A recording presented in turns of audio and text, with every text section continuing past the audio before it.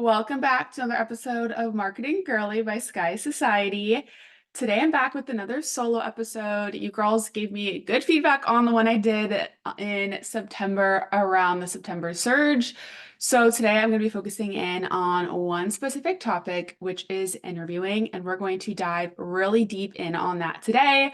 I'm going to go over every single specific thing that you should be doing before an interview, during an interview, and after an interview to make the most out of the interviews that you get, because we all know they don't come around a whole lot often sometimes, and you want to make sure that you are doing everything in your power to stand out among the other applicants, get called back for a second interview, a third interview, and eventually an offer. So we are going to dive deep into that topic today.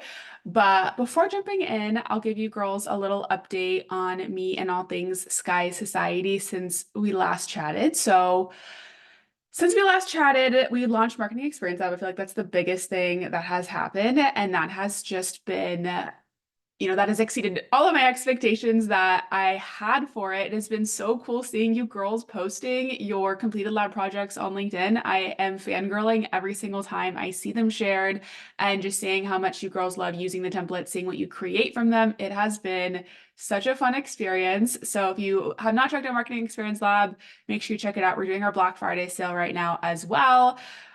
So that has kind of been a big new thing. That's our first self-guided course that we have ever done at Sky Society.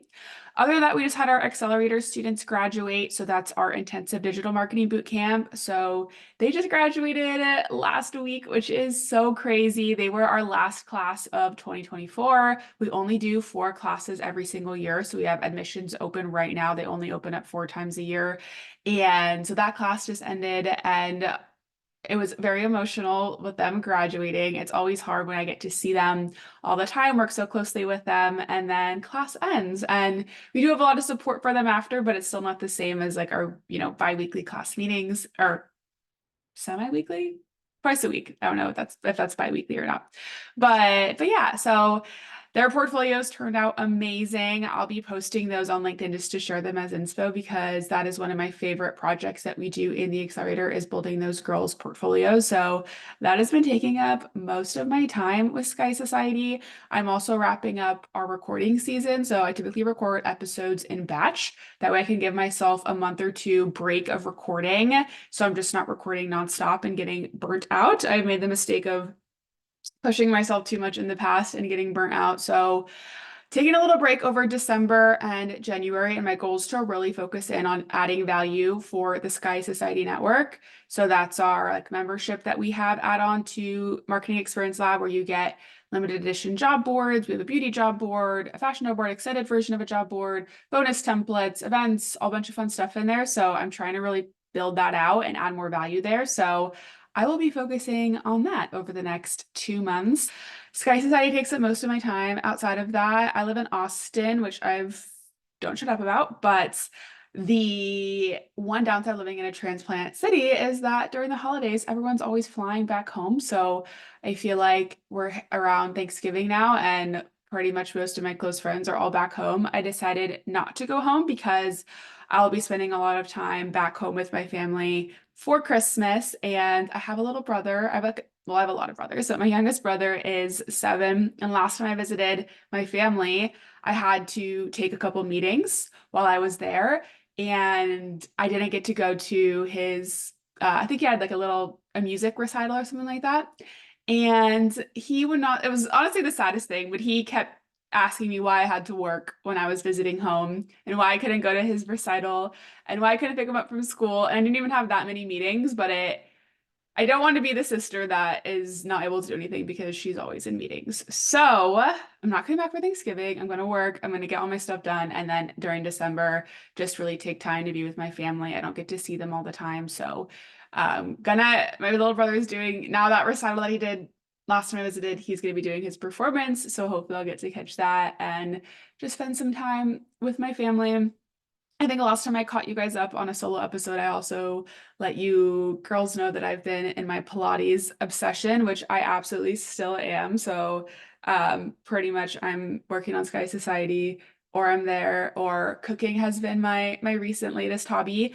One advice I'll give you that's not marketing related, but that I'll give you for 2025 as we approach the new year is start a cookbook club with your friends. My friends and I do that, and every month we go to someone's house or apartment and we have a theme, and everybody cooks a dish from that theme and brings it. So over the summer, we've done Italian summer, we've done Mexican nights. We've done, well, now we did Friendsgiving for November, and then for December, we're doing another holiday theme. So they're so fun. It's a fun way to kind of host an event, but do something different than just like the average thing. And also gets us all practicing on our cooking skills. So now we've been taking cooking classes and trying to level up a little bit. We're still beginner, but it is a really fun thing to do.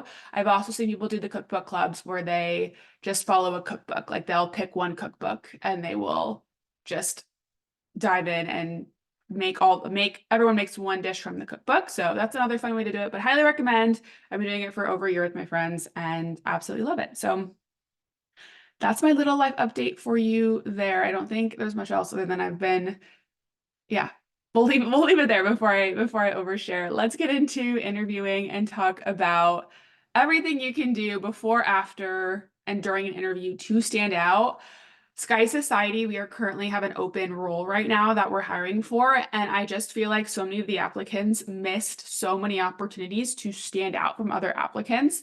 And I obviously teach this really in depth in our accelerator. So seeing, okay, what I teach, all of the different steps, what I teach our students to do versus what I actually saw in the job market is a huge, huge discrepancy. So I kind of wanted to go over some of the things I cover in the accelerator all around standing out for interviews because it is so important. The number of interviews you get compared to the ratio of jobs you apply to is not that many. So you need to be making the most out of each and every opportunity that you get. So we're going to start with before the interview. So I think a lot of people understand before an interview, maybe they should do some sort of prep or practice, but I don't feel like a lot of you understand how much you should be doing.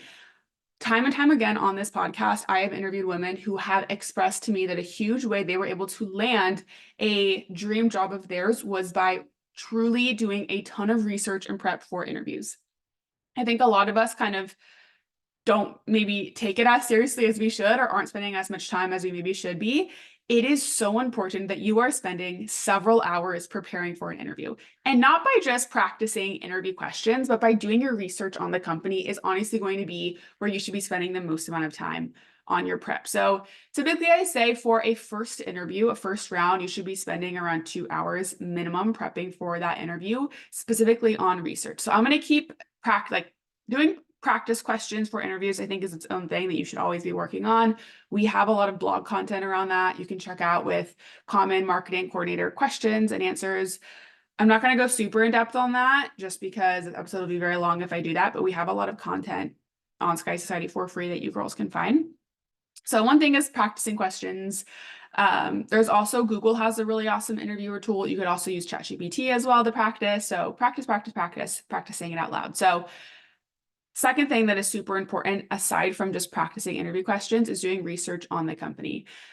This, I think, is where a lot of people drop the ball, is not really truly understanding the company and the role. So there's a couple of things you should be researching, and it's a lot. So not anything crazy, but it's more than you might think. So the first is the job description. You should know the job description like the back of your hand. You should understand specifically what they're looking for, what qualifications they're seeking, what are the requirements for the role.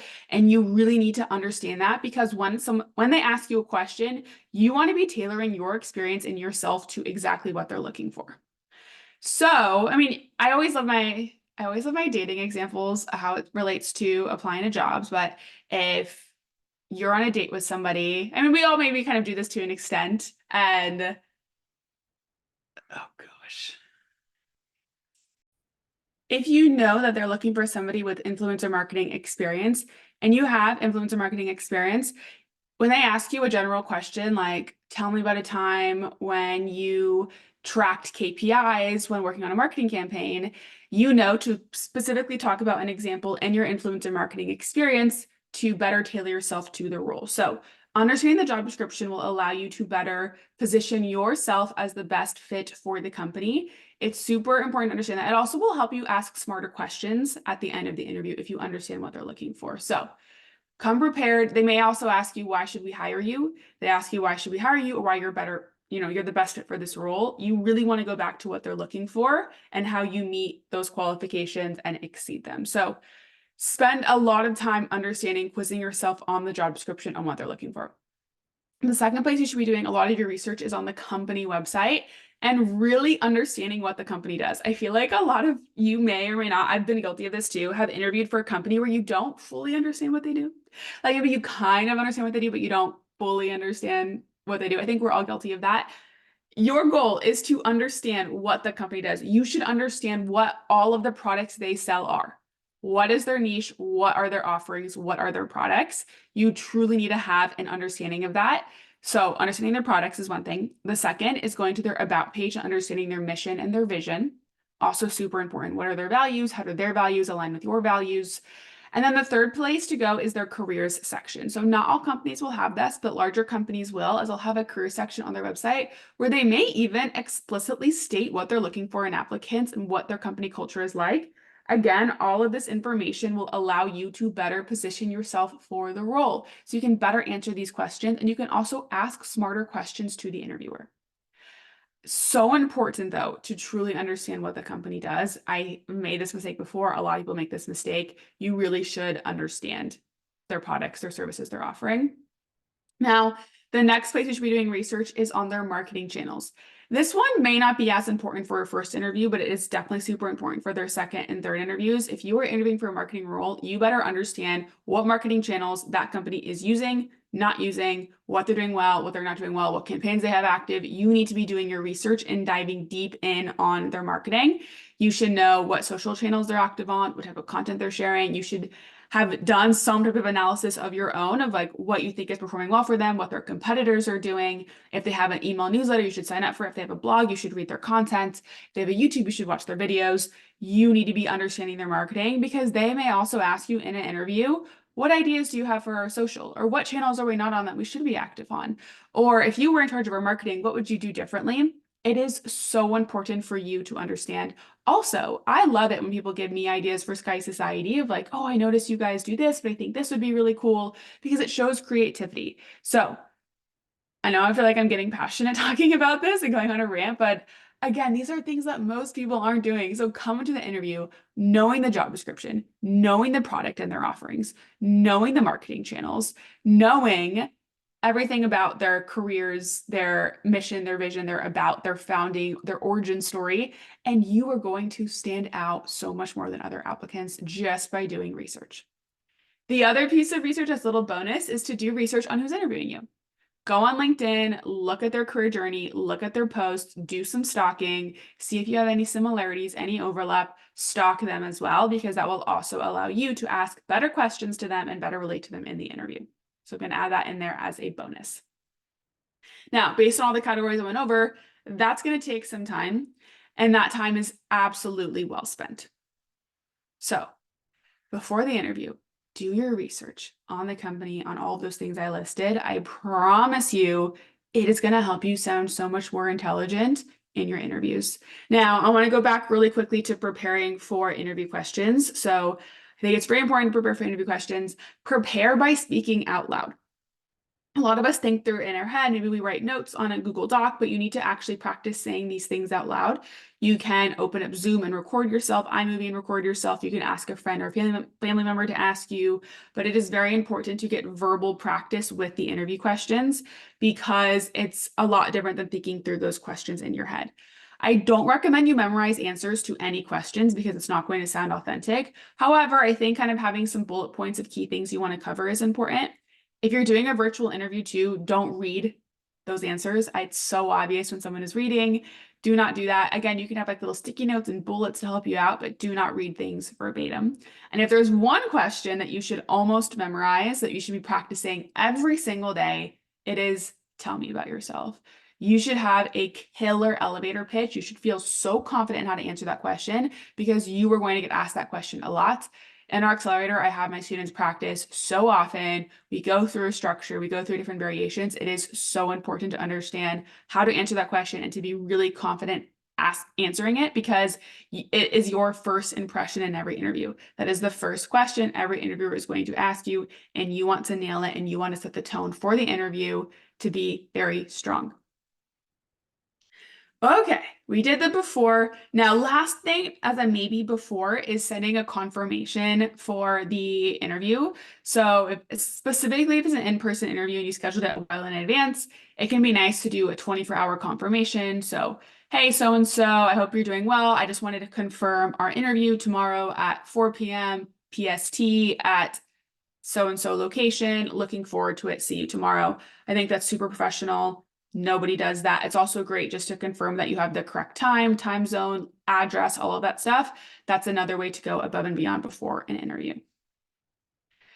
All right, so we're doing the prep before the interview. How do you perform at the interview? The first thing that I think is really important to do is I'm going to sound like your mom or your grandma, okay? But please dress professionally. Please overdress for the role, especially if it's virtually. I think a lot of people think they can get away with wearing a t-shirt, pajamas. Dress up, brush your hair. Okay, if you wear makeup, put makeup on. If you don't wear makeup, you don't need to, but make sure you look presentable. This is a huge mistake I saw in a lot of our applicants for the not the accelerator, for our recent job opening, was that girls weren't taking the virtual presence that seriously.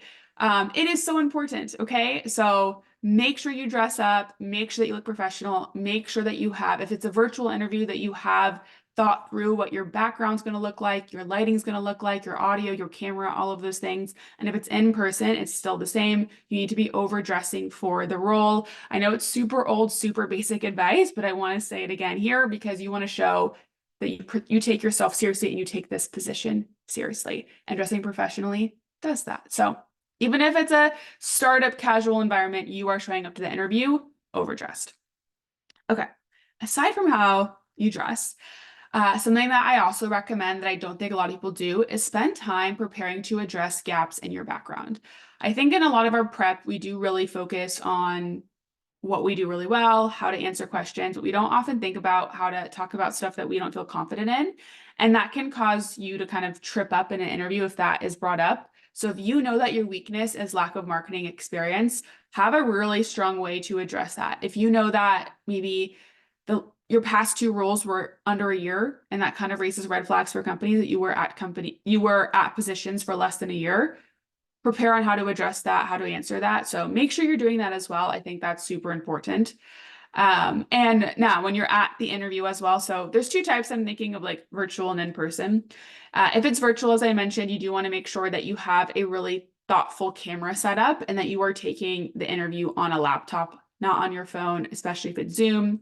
Make sure that you have spacing, make sure that I can see your chest up, not just your head, not just your forehead, that you have good lighting.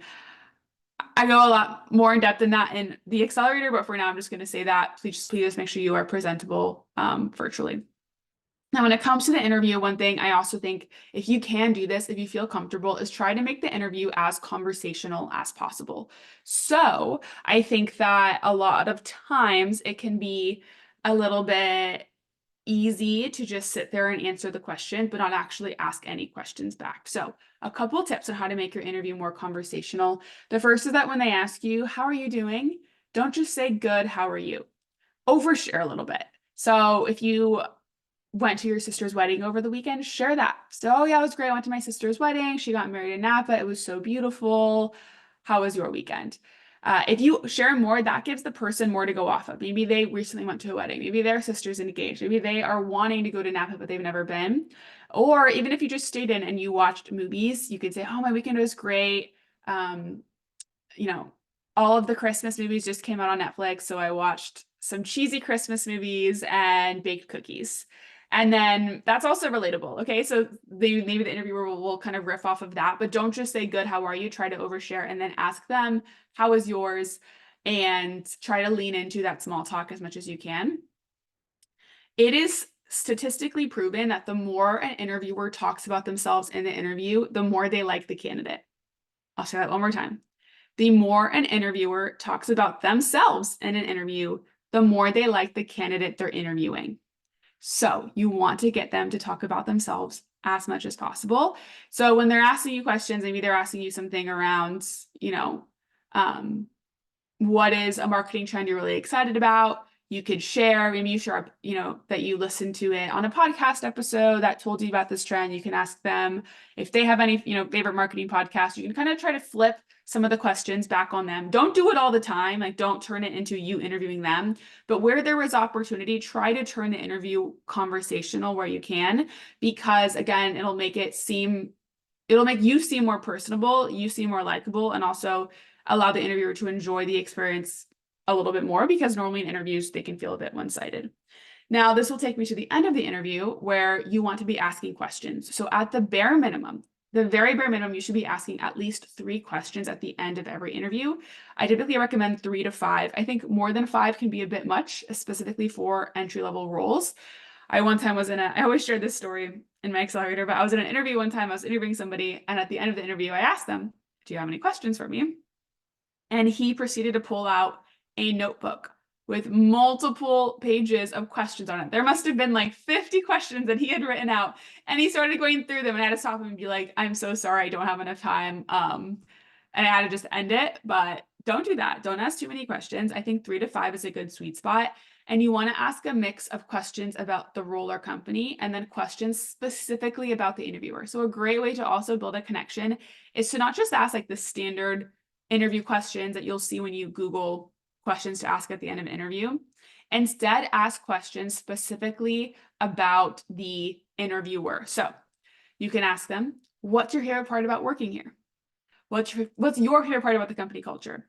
I noticed on LinkedIn that you've been at the company for 5 years. What has changed since you first started?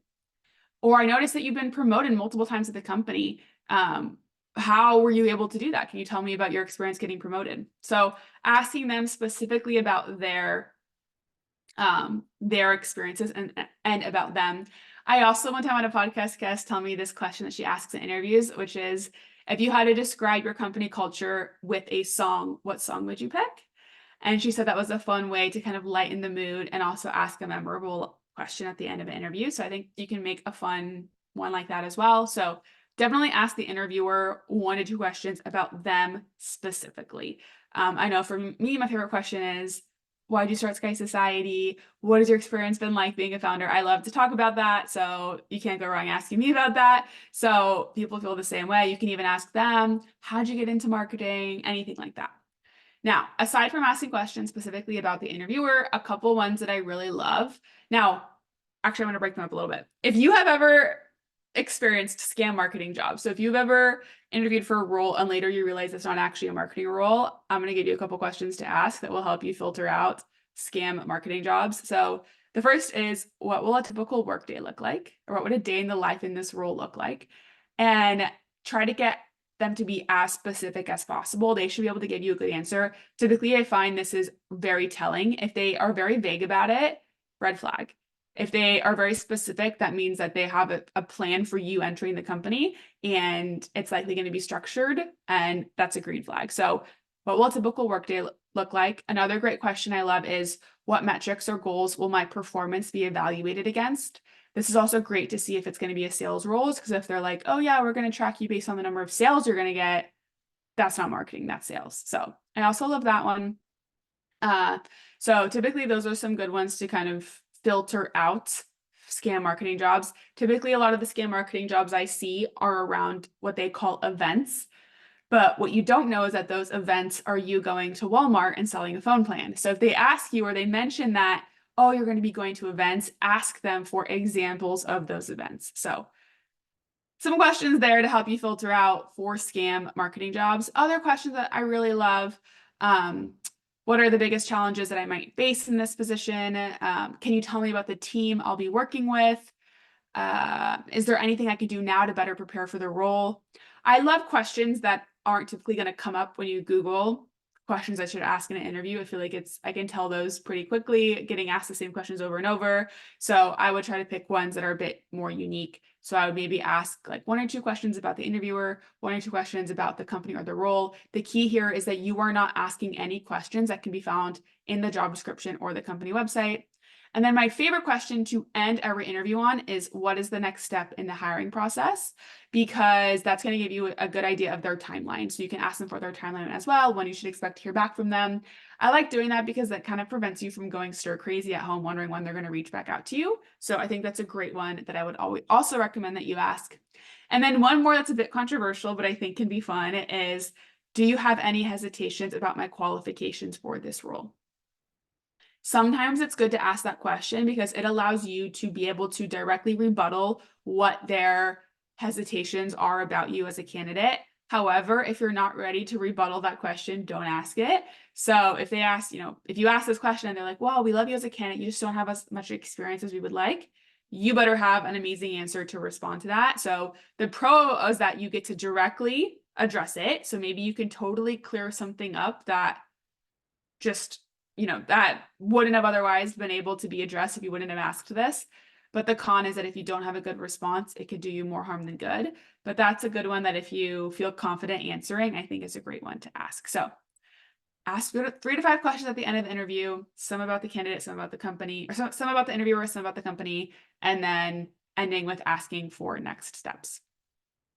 Okay, so that's for the interview. Now, after the interview, you need to send a thank you email within 24 hours of that interview. Even if that means you're sending a thank you email on a Saturday, you need to be sending a thank you email within 24 hours of that interview. And if multiple people interviewed you, you need to be sending a thank you email to each of those people individually. If you don't have the email of the person that interviewed you, maybe the recruiter scheduled it, you can send a thank you email to the recruiter and ask the recruiter to pass on the thank you email. You can also find them on LinkedIn and send them a note, but not everybody checks their LinkedIn connections that often. So it's best if you can send them a direct email. So I will give you a rough little template that you can say. So you can make the subject thank you and then their name. I'll use their name as Kathy. Okay. The subject line, thank you, Kathy. The email, hi, Kathy. Thank you for taking the time to meet with me today. I thoroughly enjoyed learning more about the company and role, especially, and you can put something specifically that you enjoyed from the interview. I'm really looking forward to bringing you can list your specific skills. So I'm really looking forward to bringing my background in influencer marketing and analytical perspective to this role to help you, and then list one of the requirements on the job description, or a goal that they had for this role to help you launch your new influencer marketing program. Looking forward to hearing from you about the next steps. And if you need anything else from me, please let me know. Thank you. Your name. So it doesn't need to be anything crazy. You just want to make it personal and show that you remembered key points and just so that you're top of mind. Way less people do this than you think. And oftentimes the thank you emails come too late and I've already made a decision about that person. So send it a couple hours after the interview, send it the next day, but try to send it as soon as possible because it's going to give them a positive, lasting impression. And don't just say thank you. You want to be specific, as specific as you can in your thank you email, because that's going to show thoughtfulness. Also, please quadruple check for spelling errors, because that is the worst thing you can do is misspell the interviewer's name, misspell the company, misspell something. So please, please, please quadruple check for spelling errors. Okay. So those are the basics for standing out before, during, and after. Some of these things you may have already known. However, they are so important. Even just doing small things like sending the 24-hour confirmation, the 24-hour thank you email, asking better questions in the interview are going to make you stand out so much more. And these are small changes that you can implement immediately in your next interview and that don't take any extra work, time, or effort other than spending more time preparing for your interview. But it's nothing crazy that you can't do right away. I wanted to make sure this episode was super actionable and that you guys can implement it immediately. So I hope it helped. I hope you feel a little bit more inspired. I hope you can feel how passionate I am about this. We do a lot of work within interviews in our accelerator, and I just love going over this with girls because I think a lot of times we don't really think that these little things matter or are important, but they absolutely are. And you want to make the most of every single interview that you get. So if you have any other questions on interviewing, please tag me and ask me in our LinkedIn group, and I'm happy to answer or share some more color or more advice on this topic. I think it is super important. Other than that, enjoy the holidays. Reminder that typically over the holidays, if you are on the job hunt, hiring is a bit slower. So enjoy yourself, enjoy your family. Keep applying to jobs, but just know that typically January is when I see hires pick up and hires start to increase. So be kind to yourself, enjoy the holidays, keep an eye out for fun stuff at Sky Society. Hopefully, we'll be doing another networking event soon. We just did our Cozy Girl networking. That went really well. It sold out. And these are all free events. And then we just opened up admissions to Sky Society Accelerator, which is our digital marketing bootcamp for women. And as I mentioned earlier, admissions only open up 4 times a year. So if you've been thinking about applying, I recommend you apply. It's also good to apply now just in case you don't get accepted. You can reapply again to a future class. Other than that, it was great catching up with you girls. Let me know if you guys want more solo episodes. If you do, what you want me to talk about in them or what topics you want me to dive deeper on in. But I'll be back next week with a very special guest. And thank you for listening to Marketing Girly.